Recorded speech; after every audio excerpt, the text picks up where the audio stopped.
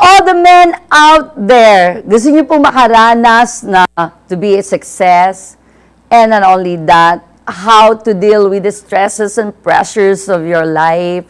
Hindi lang po na you're effective in the office, but you can also be effective in your home, in other relationships, or kung meron po kayong business, we want you to be effective. So, ang ating 3 men, the movers, ay maganda po yung kanilang topic, just for the men. So, all the men out there, this is your segment. Movers is next.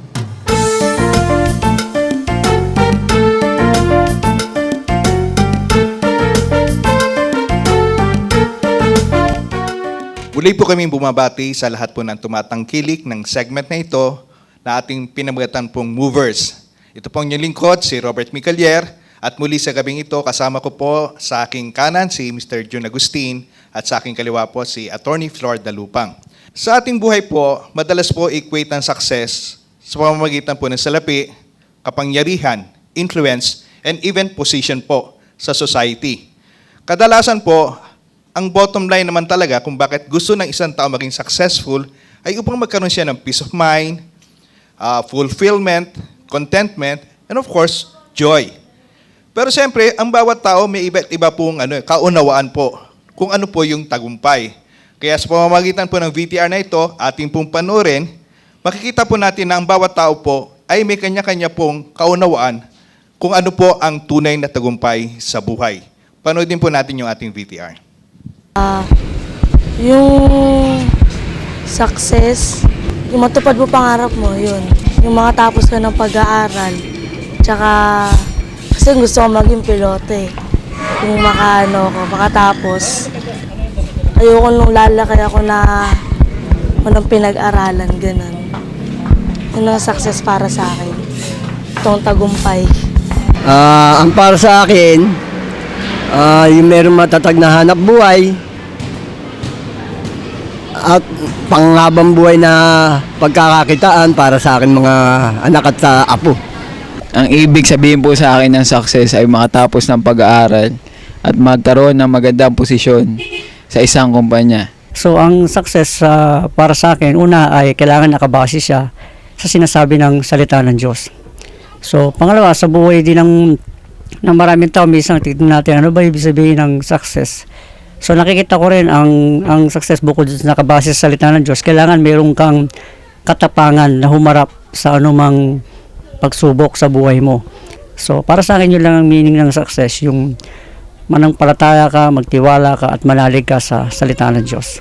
So nakita po natin yung VTR at nakita rin po natin na ang bawat tao may kanya-kanyang kaunawaan kung ano po yung tagumpay. Sa iyo, June, palagay mo, ano ba yung mga konsepto o yung mga kadalasang kaunawaan ng mga tao patungkol sa tagumpay? Siguro mag-cite lang ako ng dun sa mga napanood natin. Makikita natin na kung sino yung pinaka maraming pera, kung sino yung pinaka-yumaman, pinaka-umangat sa buhay. Mababasa natin parang yun ang pinaka-successful. Kung sino yung pinaka-maraming medalya na nag-aaral sila, yun ang pinaka-successful. So, iba yung kaunawaan ng daigdig, sabi natin, o ng mga tao, kaysa dun sa kaunawaan na sinasabi ng Biblia. Pero siguro mamaya na natin talakayin yon. Okay. Maraming salamat, June.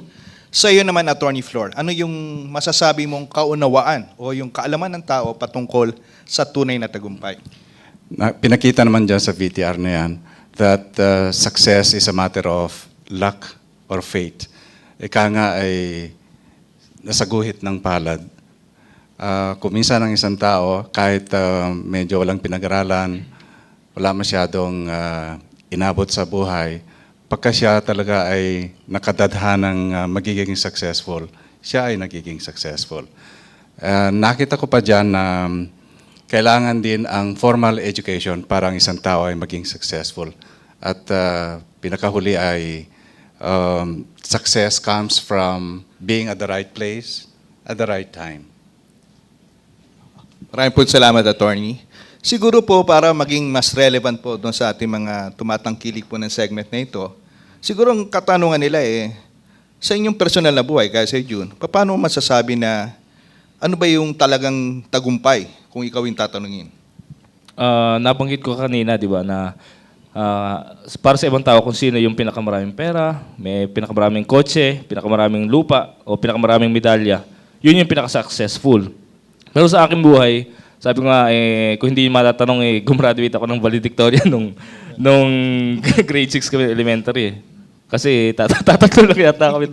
Hindi, nasa probinsya pa kasi kami doon. Pero nung lumipat na ako doon sa syudad, nung nag-high school na kami, rofor na ako. Hindi, joke lang. Makikita ko na hindi lang pala yun ang basihan. Hindi yung porke ikaw ang pinakamatalino, ikaw na yung pinaka-successful.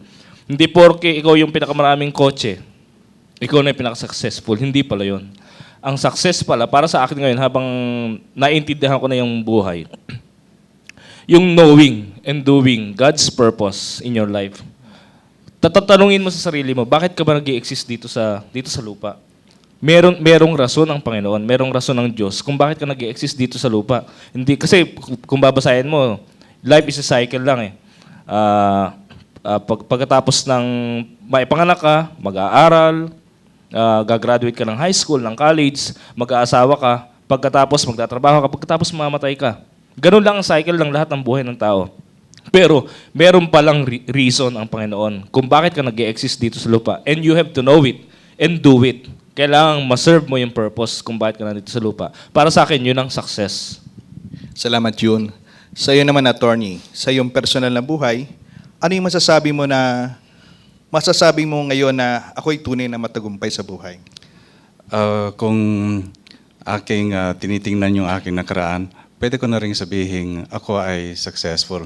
Dahil nung ako'y nasa elementary at high school, alam niyo bang hindi rin ako, there were times na hindi ako nakakakuha ng exams simply because wala kaming pambabayad ng aking tuition fee. When I was in college, nagtrabaho ako bilang kargador sa isang ice plant. In fact, naging delivery boy din ako ng mga ice. Maski bumabagyo nga ako minsan, nagdadala ako ng ice sa mga restaurante. Now, after those years na pagtitiyaga, sipag, nakatapos naman ako ng AB, nakapagturo ako sa college, and then nagpatuloy ako ng law, nakatapos ako ng law, nagkaroon din ng bahay, konting sasakyan, ganon. But going back, yun ba ay masasabi kong successful na ako? Ako'y masasabi ko na rin na meron na rin konting yaman, meron ding karangalan, may pangalan. Sa tingin ko, bukod sa mga yon, ang tunay na success ay makikita lamang kung ikaw ay may contentment sa buhay, merong happiness at saka may fulfillment. Maraming salamat, attorney. So bilang pagtatapos po ng ating segment, maliban po ang ating buhay po ay mailinya po natin sa kalooban ng Panginoon. Alam po natin na hindi po natin malalaman ang pinakalayunin kung bakit po tayo nabubuhay. Kaya nga po sinasabi sa Jeremiah 29 verse 11, "For I know the plans I have for you, declares the Lord, plans to prosper you and not to harm you, plans to give you a hope and a future." So for all the men out there on the move, please do join us again. This segment is especially made for you. We are the men of vision, exemplifying righteous service. We are the movers.